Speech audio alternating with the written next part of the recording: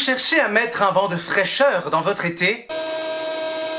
Vous souhaitez boucler vos valises et partir en vacances, mais vous ne savez pas quel roman emporter? Vous avez envie de souffler? De lâcher prise? L'envie vous démange de découper vos enfants en petits morceaux pour en faire du jambon blanc? Alors fermez les yeux, écoutez votre voix intérieure, respirez par le ventre, et la réponse parviendra à votre esprit comme si le ciel vous tombait sur la tête.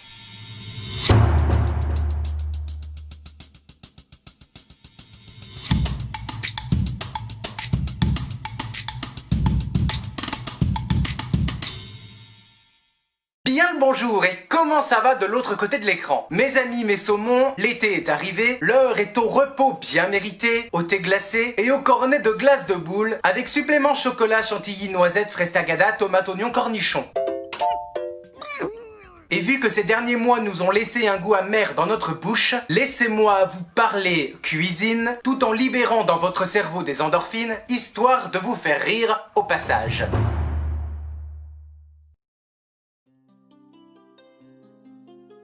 En remontant la rue, j'ai songé à toutes ces plaies, ces moqueries, ces fêlures de l'enfance. Dans chaque blessure, patiente un rendez-vous pris pour une revanche.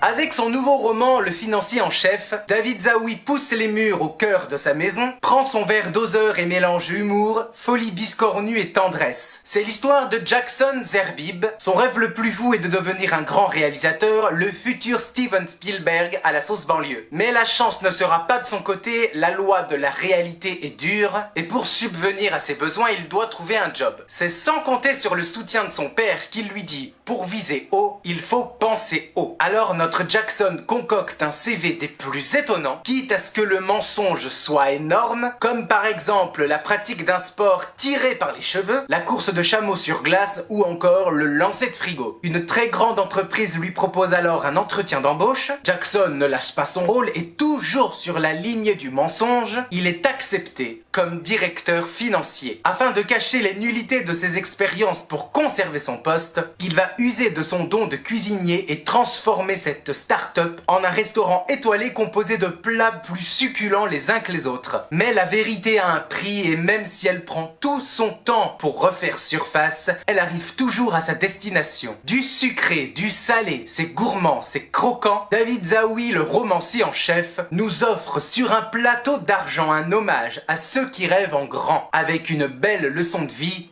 Quand Dieu ferme une porte, il ouvre une fenêtre. Mes amis, mes saumons, un livre à lire, à savourer, à déguster, à dévorer, sans modération.